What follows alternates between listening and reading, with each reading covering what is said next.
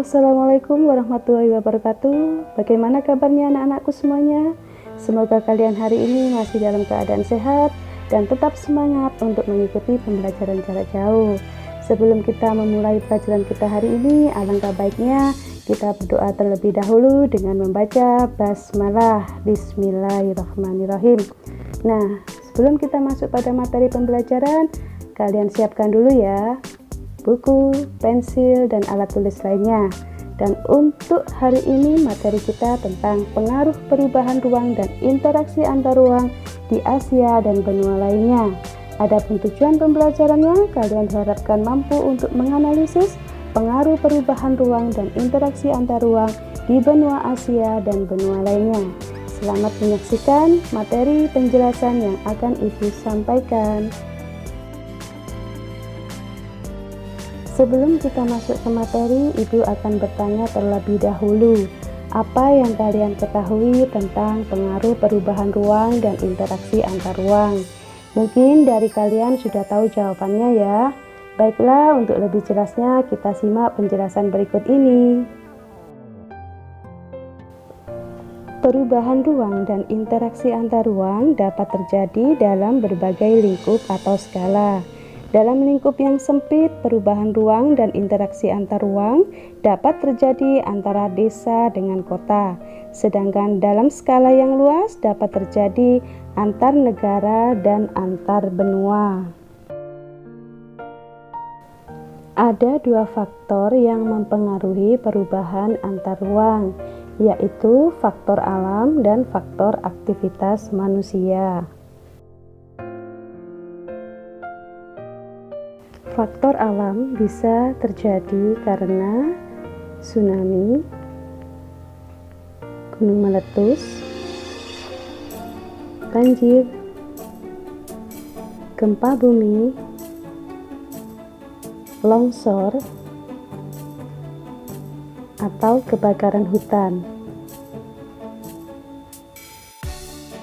Sedangkan pengaruh dari faktor aktivitas manusia bisa terjadi karena pemanfaatan alam secara eksploitatif dan penggunaan lahan yang tidak seimbang. Perubahan ruang dan interaksi antar ruang dalam lingkup desa dan kota menimbulkan berbagai pengaruh baik bagi desa maupun bagi kota. Di Asia dan benua lainnya, perubahan ruang terlihat dari adanya alih fungsi lahan dari hutan menjadi pertanian dan pemukiman, serta dari pertanian menjadi pemukiman. Di Eropa, perubahan tersebut telah berlangsung lama dan meningkat saat revolusi industri. Akibatnya banyak terbentuk kota-kota dan meningkatkan jumlah penduduk yang tinggal di kota. Di Asia, perubahan ruang terlihat dari alih fungsi lahan. Sekitar 50% lahan di Asia telah berubah menjadi wilayah pertanian.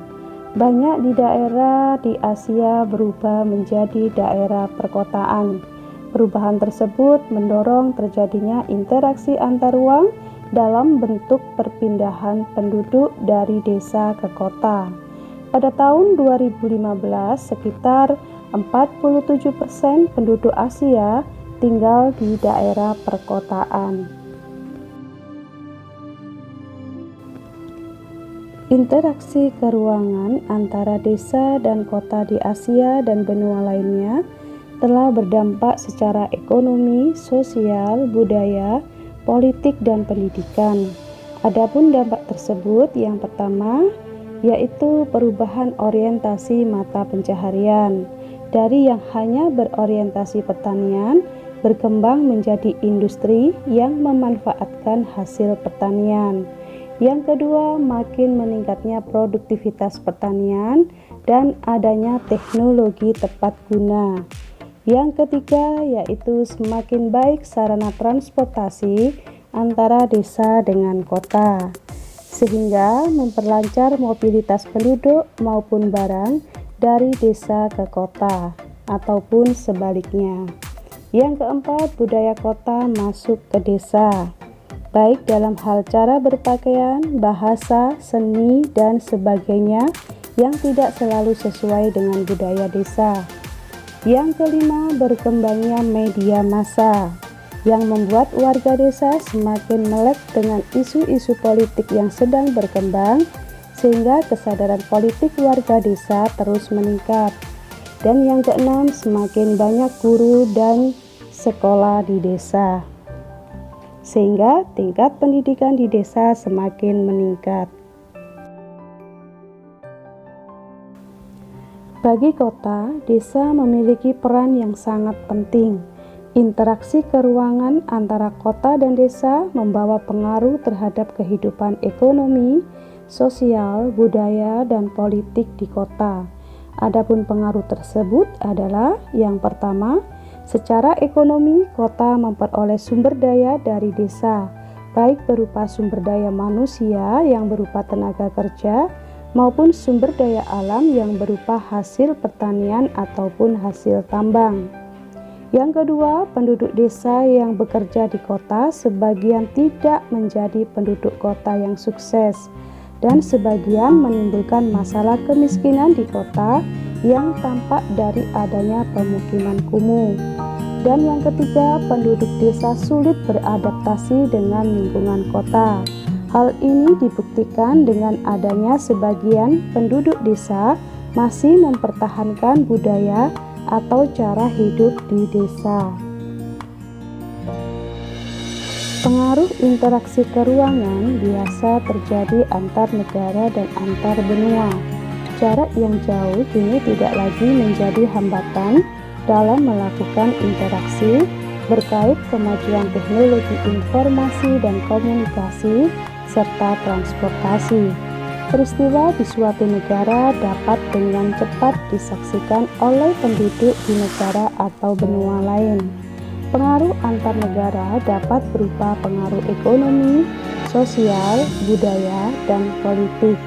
Nah, bagaimana pengaruh perubahan ruang dan interaksi antar ruang di Asia dan benua lainnya? Simak baik-baik penjelasan berikut ini ya. Pengaruh perubahan dan interaksi ruang antar negara terhadap kehidupan ekonomi. Yang pertama yaitu memperoleh keuntungan ekonomi. Yang kedua, memenuhi kebutuhan yang tidak dapat diproduksi oleh suatu negara. Yang ketiga, mengurangi pengangguran. Yang keempat, memperluas lapangan kerja. Yang kelima, kualitas produk meningkat. Dan yang keenam, peluang investasi semakin terbuka. Sedangkan pengaruh perubahan dan interaksi ruang antar negara terhadap kehidupan sosial dan budaya. Yang pertama, mudahnya interaksi antar orang di dunia. Yang kedua, sektor pariwisata menjadi sektor yang sangat menjanjikan. Yang ketiga, pengaruh budaya barat dapat merusak budaya asli. Yang keempat, menurunkan kesenjangan sosial. Dan yang kelima, budaya menjadi kebanggaan suatu negara. Berikutnya, pengaruh perubahan dan interaksi ruang antar negara terhadap kehidupan politik. Yang pertama, adanya potensi untuk saling mempengaruhi antar negara. Yang kedua, tingkat kepercayaan antar negara semakin baik. Yang ketiga, menghilangkan kesenjangan antar negara maju dan berkembang. Yang keempat, memicu terjadinya konflik perbatasan. Sedangkan untuk pengaruh perubahan dan interaksi ruang antar negara terhadap bidang pendidikan, yang pertama, taraf pendidikan meningkat. Yang kedua, angka melek huruf meningkat, khususnya negara-negara berkembang. Yang ketiga, teknologi merambah ke berbagai penjuru dunia. Dan yang keempat, perkembangan ilmu pengetahuan dan teknologi. Nah, anak-anakku, sampailah kita pada tugas aktivitas individu yang harus dan wajib kalian kerjakan sebagai syarat untuk pengisian nilai rapot dan syarat untuk kelulusan kalian. Kalau tidak mengerjakan, berarti kalian tidak ingin lulus. Salin tabel di bawah ini di kertas folio bergaris, isilah dengan jawaban yang tepat. Kalian identifikasi pengaruh interaksi keuangan antar negara-negara dan antar benua di bidang ekonomi, bidang sosial, bidang budaya, bidang politik, dan bidang pendidikan. Ingat, dikerjakan dan dikumpulkan di sekolah, di meja saya, sesuai dengan jadwal pengumpulan kelas masing-masing. Baiklah anak-anakku, terima kasih kalian masih semangat untuk mengikuti pembelajaran hari ini. Semoga materi pelajaran yang Ibu sampaikan tadi bermanfaat buat kalian semuanya. Dan ingat, untuk tugas wajib harus kalian kerjakan. Setelah ini kalian buka aplikasi Quizzes karena di sana ada soal ulangan harian pertama yang harus kalian kerjakan dengan kode kelas masing-masing, kelas 9A, kelas 9B, kelas 9C, dan kelas 9D. Semangat belajarnya, semoga kalian semua mendapatkan nilai yang terbaik. Wassalamualaikum warahmatullahi wabarakatuh.